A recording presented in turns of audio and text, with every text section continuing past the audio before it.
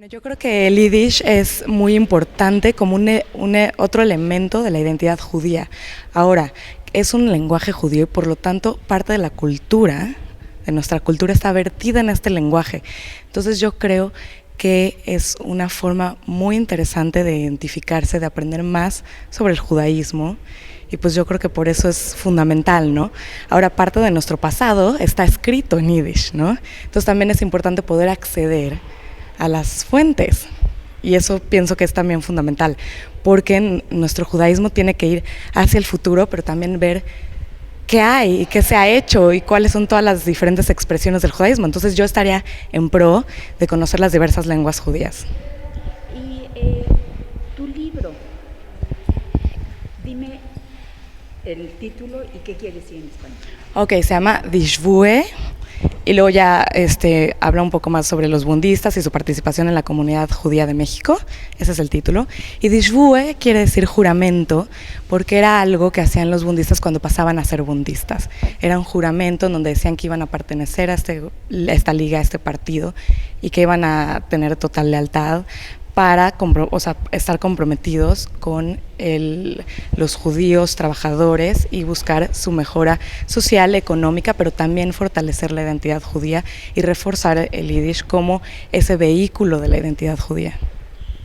¿Qué son los bundistas? Bueno, los bundistas son el Bund es una liga de trabajadores que después se convierte en partido, fundada en lo que en ese entonces era Rusia, pero en Vilna, en 1897, justo en el mismo año en el que es el primer congreso sionista, ¿no? Entonces vemos que hay diferentes grupos, movimientos ideológicos con propuestas para tratar de mejorar la condición de los judíos en Europa del Este. Entonces luego este grupo evoluciona, se convierte en un partido muy importante que lucha por los derechos de los trabajadores. Y bueno, obviamente varios miembros de este partido llegan a México y son muy importantes para la conformación de varias de las instituciones, son activos en el Comité Central, traen muchas de las noticias sobre el Holocausto, ¿no? Porque tenían contactos con el Jewish Labor Committee, que a su vez tenía contactos con todos los reportes que salían del gueto de Varsovia. Entonces estamos hablando de que los bundistas tuvieron un papel fundamental para difundir lo que sucede en el Holocausto, tuvieron un papel fundamental para hacer el contacto con la izquierda mexicana, tenían relaciones con Vicente Lombardo Toledano, pero también con otros grupos de izquierda que estaban exiliados aquí. También, obviamente, el grupo bundista en México luchó para que el Yiddish siguiera siendo una fuente de la identidad judía. Entonces publicaron libros, participaron en diferentes eventos, difundieron el Yiddish, hicieron una universidad para que los jóvenes que ya no podían atender a la escuela judía siguieran aprendiendo cosas de Yiddish, etcétera, hicieron un concurso, etcétera, ¿no? Entonces yo creo que es importante también recuperar lo que este grupo hizo, ¿no? Ahora, ¿cuál es tu opinión de que se ha quitado el Yiddish en las escuelas que lo daban? Bueno, yo creo que es algo bastante triste a mi forma de ver y refleja en parte una falta de valorar lo que es pues todo el legado de la vida judía ashkenazí en México a partir del lenguaje. Fuentes son revistas en Yiddish, archivos, un archivo que está en Nueva York, en donde pueden encontrar qué se estaba haciendo para rescatar porque hay una asociación que trabajaba con el grupo bundista en México y estaban tratando de rescatar a los judíos en Europa del Este durante el Holocausto. El SEDICA, que es un archivo de la comunidad ashkenazita de México, y bueno, los Bund Archives y obviamente las entrevistas. Bueno, un poco que estamos hablando de que el Bund,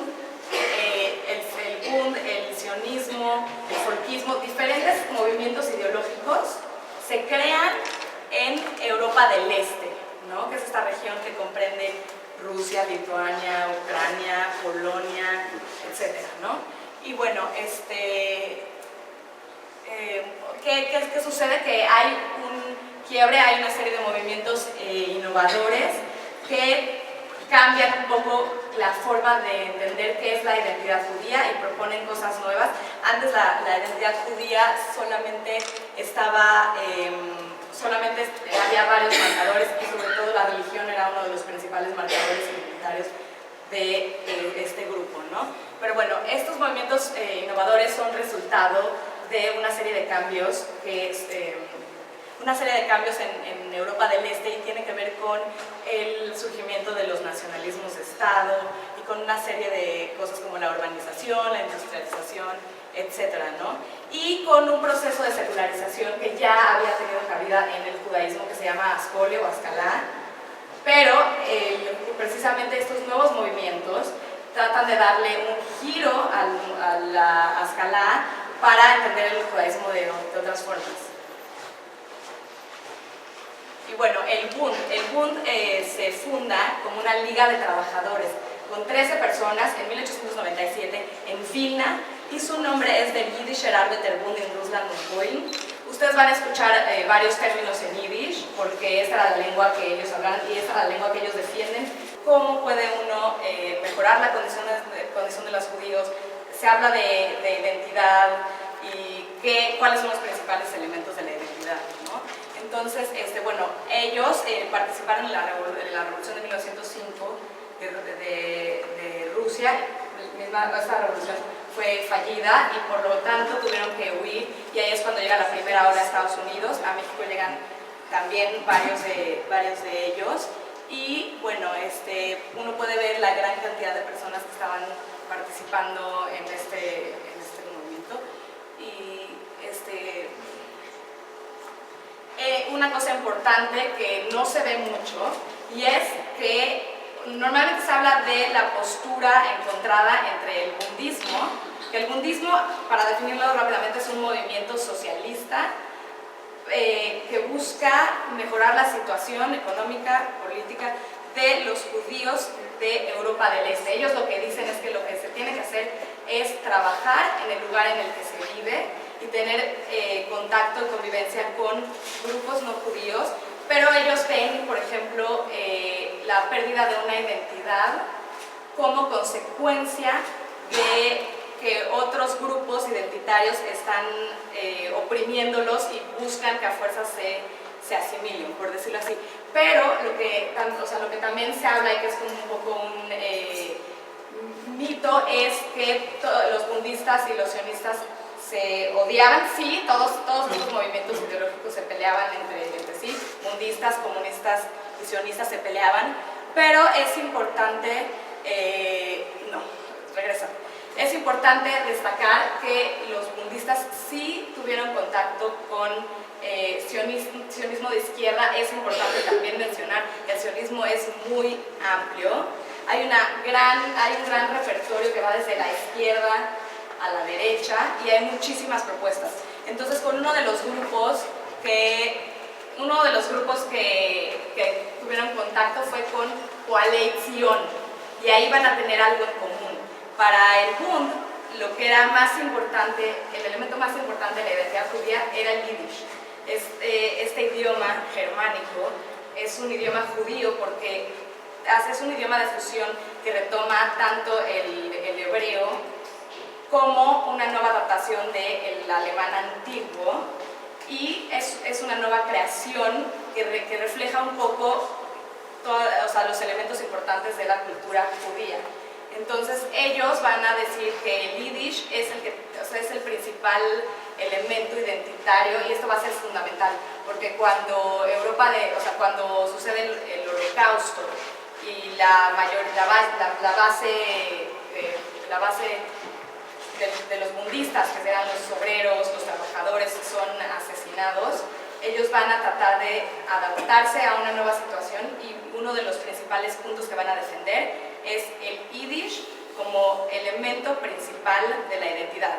Y esto es muy importante porque entonces ya la religión ya no tiene un papel tan importante, porque ahora lo que desarrollan es literatura secular, toda una cultura que ya no, parte de la religión y retoma cosas de la religión, pero pero ya no tiene que ser una cuestión de que se hace, o sea, de hacer el rito, retoman la religión, pero a manera de folclore. Entonces eso es algo muy importante también del budismo. Y bueno, obviamente a partir de la Revolución de 1905 estuvieron en Siberia, estuvieron presos, fueron perseguidos, fueron a Estados Unidos, bueno, algunos huyeron a Estados Unidos. Después de ser muy activos en Rusia y después de haber sido perseguidos, en Polonia van a tomar muchísima más importancia, porque van a fundarse como partido con registro, con derecho a tener representantes en el Sejm, que es el parlamento, y ahí van a hacer algo muy interesante, porque van a fundar varias organizaciones. Entonces ahí también ya habían desarrollado una cosa que es fundamental y que hoy en día sigue teniendo algunos ecos en otros grupos identitarios, que es la idea de la autonomía nacional y cultural. Esto lo desarrollan a partir de varios congresos, y lo que proponen es que no necesariamente todos los grupos nacionales tienen que fundar un Estado. Ellos, como son socialistas, están en contra de la fundación de Estados como una forma de administrar las diferentes cuestiones, y ellos lo que proponen es que el Estado les proporcione los recursos para poderse seguir reproduciendo culturalmente, ¿no? Y es un poco lo que vemos anteriormente con algunas de las propuestas de Cataluña, de los catalanes, en donde lo que ellos en principio pensaban era reproducir su identidad, poder tener las herramientas y los medios para hacer esto. Y esto es fundamental, porque esto básicamente es una propuesta muy original que también plantea que se tiene que vivir en el país como judíos, en el país en el que están, en convivencia, y poder tener los recursos para reproducir su cultura, ¿no? Entonces, es importante también el boom para la democratización de las instituciones judías, que tendrían a ser muy jerárquicas. Entonces ellos están planteando otra cuestión, ¿no? Y parte de lo que hacen para de alguna manera llevar a cabo esta autonomía nacional cultural es fundar diversas instituciones, como el SKIF, que era un movimiento para niños obreros judíos, y el Zukunft, que era de jóvenes. También hicieron un club deportivo, y también hicieron algo muy innovador, que era el Sanatorio Medem, que era un sanatorio para niños que tenían riesgo para niños de clase muy baja, que estaban en riesgo de contraer tuberculosis, y entonces los llevaban afuera al campo y llevaban a cabo una serie de actividades para que pudieran para que no contrayeran tuberculosis o se curaran. Y bueno, esa es otra de las cosas muy importantes que hacen en Polonia. Ahora, como uno de los principios principales que ya dije es Doigkeit, y Doigkeit en inglés quiere decir do, aquí, y es hacer aquí. Tenemos que hacer algo en la comunidad, en el país en el que ya estamos, y eso va a ser muy importante, sobre todo cuando el Grupo Budista en México decide que lo que tiene que hacer aquí es fundar instituciones, colaborar con los otros grupos judíos que estaban en México. Llegan a México y empiezan a trabajar, empiezan a hacer su vida, y después ya se quedan y forman diversas organizaciones. Bueno, ahora, ¿por qué Dishue? Voy a retomar un poco esto. Se llama Dishue porque cuando los budistas, cuando alguien se iba a volver budista, había un juramento, que de hecho ahorita se los voy a pasar, y este juramento lo que decía es que ibas a tener lealtad al partido y ibas a luchar por la mejora de la situación de los judíos. Ahora, una cosa importante que es relevante para entender el papel del grupo budista en México es la idea de la Bundische Mishpoche, y es entender que todos estos migrantes llegan a veces con contactos, con alguna referencia, con alguna carta de algún conocido del mismo pueblo, y a veces llegan sin conocer a nadie, y la pertenencia al mismo grupo ideológico les hace poder sentirse un poco más como en casa. No tienen familia porque migraron sin sus padres, sin sus hermanos, y entonces ahora estas personas que comparten la misma ideología se vuelven parte de su familia, y eso es muy importante para entender cómo funcionó la comunidad judía en México.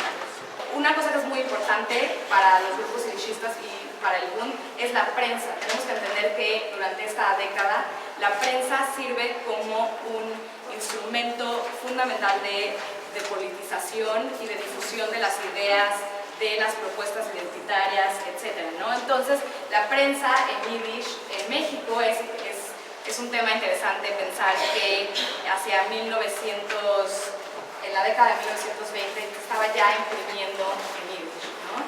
Aquí está Alejandro Zacarías y Daniel y su abuelo, su fue el que trajo los primeros tipos en yiddish para que se pudiera imprimir de manera sistemática en yiddish en México. Hubo una gran diversidad de publicaciones en yiddish. Estamos hablando de que para 1940 había más de 40 libros publicados en este idioma de diferentes personalidades. Jacob Glantz, por ejemplo, el papá de Margot Glantz, publicó muchos libros en yiddish, etc. Pero bueno, regresemos a el Bund en México y el Forois. El Forois con Adelante.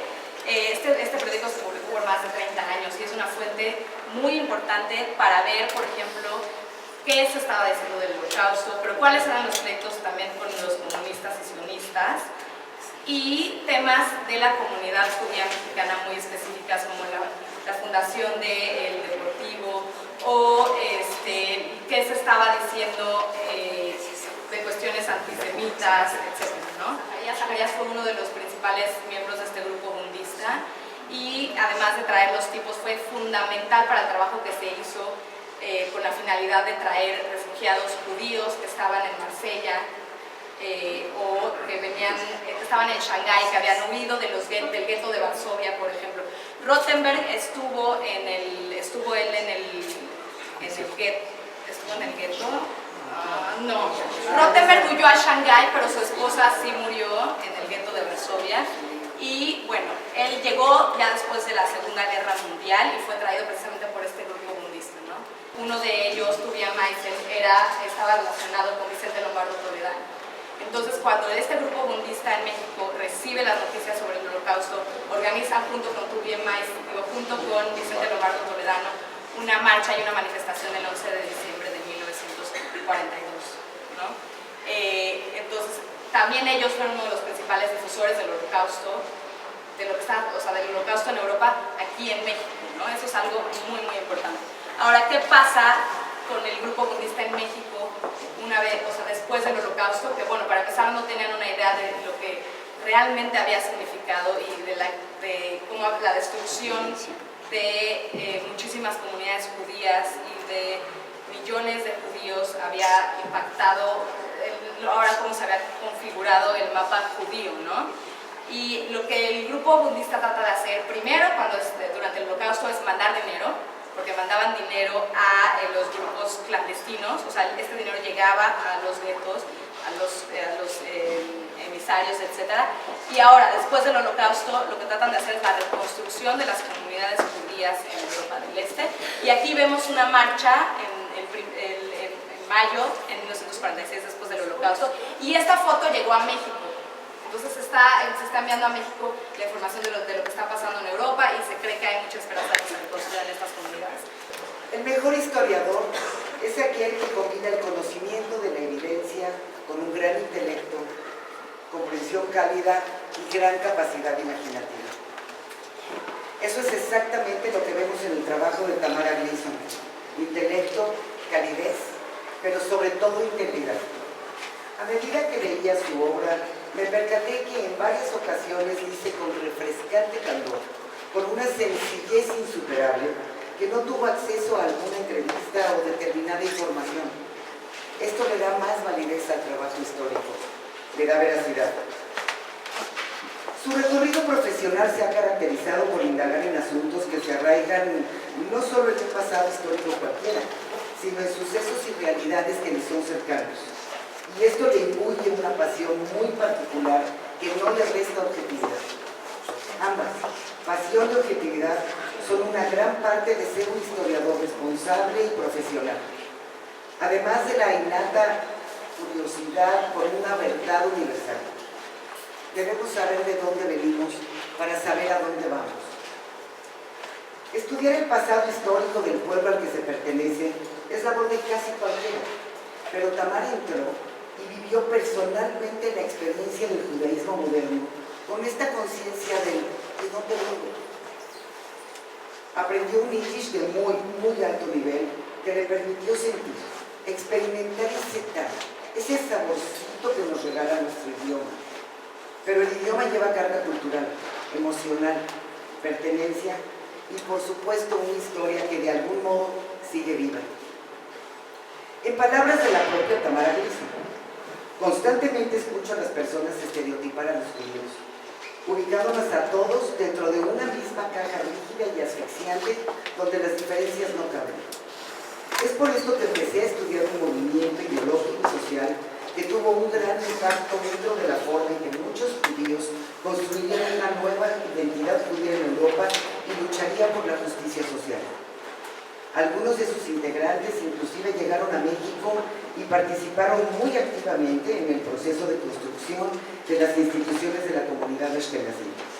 El Bund, como movimiento innovador, da cuenta de la diversidad judía y nos ayuda a empezar a crear un mapa más extenso, en donde las categorías rígidas de lo que es el ser judío empiezan a fallar ante una realidad más compleja. En Yiddishue, Tamara consigue romper esquemas, ideas y conceptos que se tienen del Bund y que por muchos años condicionaron reacciones diversas entre judíos de toda la diáspora. Nos explica de manera muy clara y amena cómo el bundismo fue un movimiento internacional con la conciencia de mantener la cultura judía en cualquier parte del mundo, conservar la identidad judía usando como herramientas su idioma, su literatura, su música.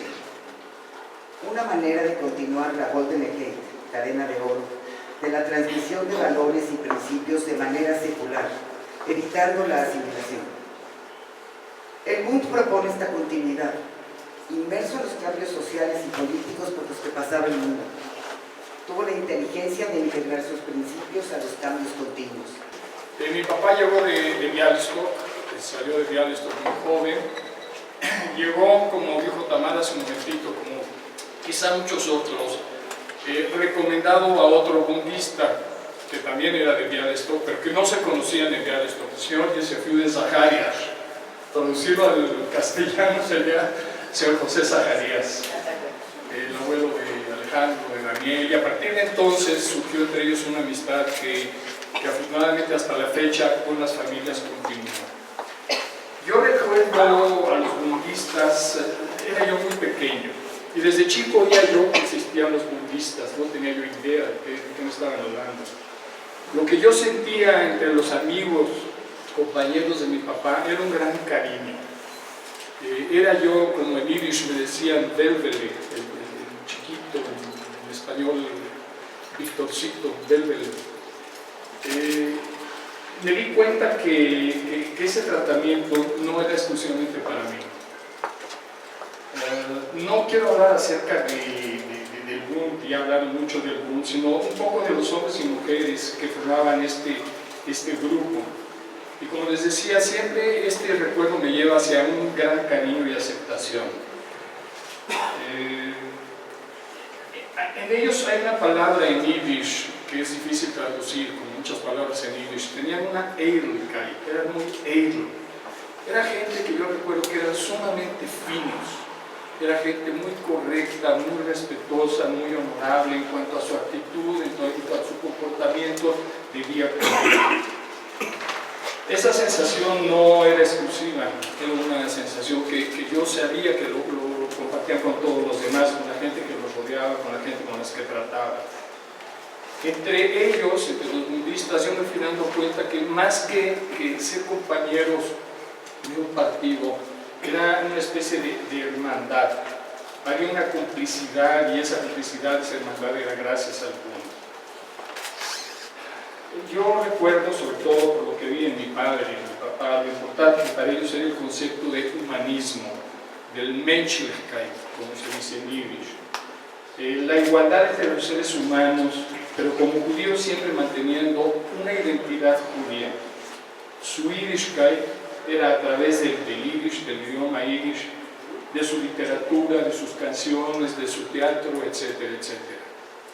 Y repito un poco quizá lo que ya se ha mencionado.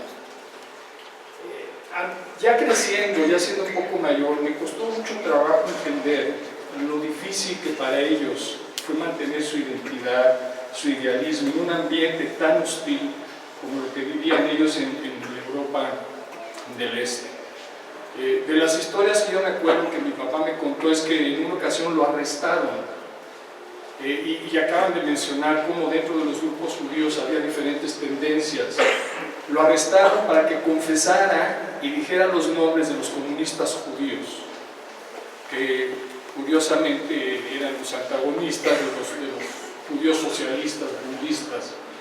Mi papá me dijo, y creo que fue cierto, después de unos días no dijo el nombre de nadie, no me platicó si lo torturaron, golpearon o no. El hecho es que salió después de varios días sin confesar el nombre. Pero me llamó mucho la atención que dentro de los mismos judíos, de las diferentes identidades dentro del judaísmo, hubiera esos conflictos, se trataran que mi papá confesara quiénes eran los comunistas.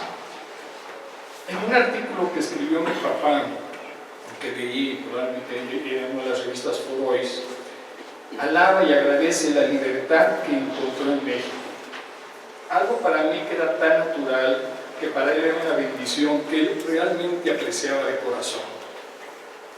Eso me fue llevando a imaginarme, o tratar de imaginarme lo difícil que para ellos era vivir y llevar a cabo su ideal y sus grupos dentro de ese ambiente tan agresivo de lo que eran sus vidas en los Alpenheim, en el viejo hogar. Mi mamá era budista de corazón. Desde muy joven perteneció al boom de Białystok, y también recuerdo que ella me platicaba que algunos muchachos no mucho mayor que ellas eran sus madrijim, eran sus guías. Y me decía, era una época tan diferente, si no teníamos cine, obviamente no había televisión, nuestras actividades como jóvenes era juntarnos y recibir lecciones, y recibir instrucciones y cómo comportarnos por parte de esos madrijim, que repito, no eran más que un poquito mayor que ellos. Mis padres llegaron a México conmigo, cuando yo llegué, en 1936. Gracias precisamente al bisabuelo de Tamara, que les mandó papeles a mis papás, y dada la situación que había en Europa en ese momento, decidieron mis papás que vienen a México. Necesito aquí algo muy personal. Mi papá era una persona muy especial. No creo que muchos de los inmigrantes hayan hecho lo que hizo mi papá.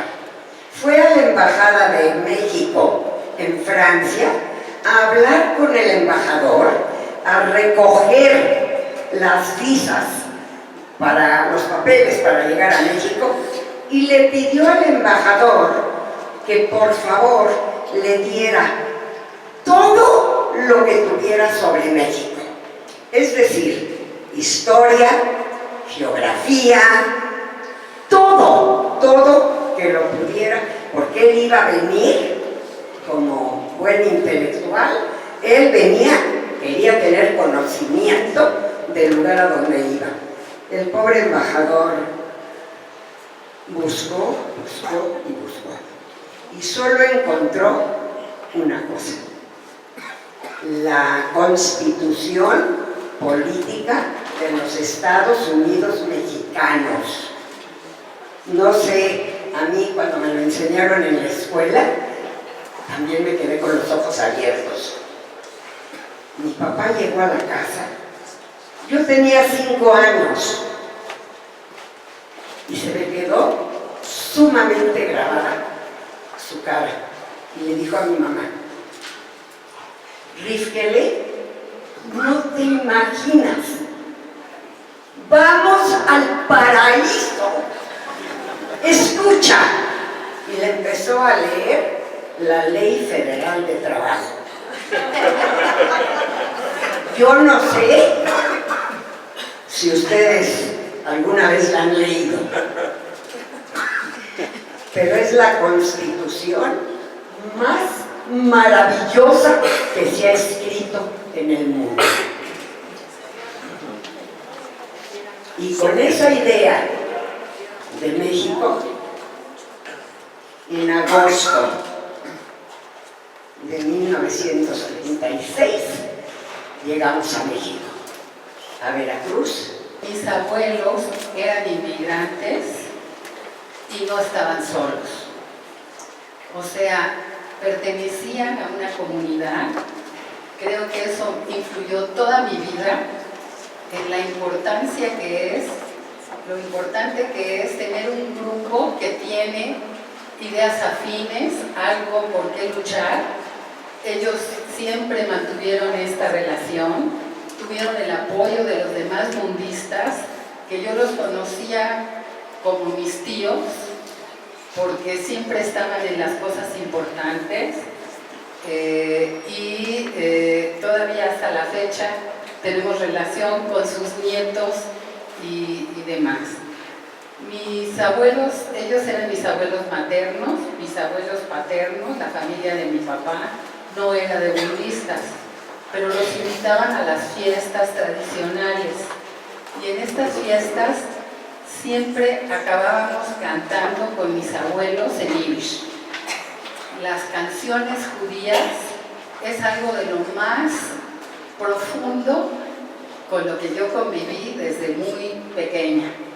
Creo que la música y el yiddish son fundamentales para todo lo que yo he aprendido en la vida, en mi contacto con los demás. Cuando mi abuela falleció, aquí en las fotos la identifiqué y siempre junto con su mejor amiga, que era Esther Grunstein. Cuando ella murió, Esther Grunstein dirigió unas palabras antes de que la enterrara.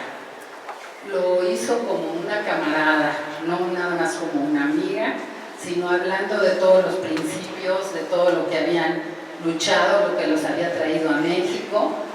Y en cuanto ella terminó, todos los que estábamos ahí empezamos a cantar Gishbue, que es lo que vamos a cantar hoy al final. Sé que ese himno budista se cantaba en todos los acontecimientos importantes. Brüder und Schwester von aller Welt und neu, alle was einen zersägt und zersprengt, zusammen, wie von sich gräbt, sie flattert von Zorn, vom Blut bis sie reut, Aschue auf Leben und Treu.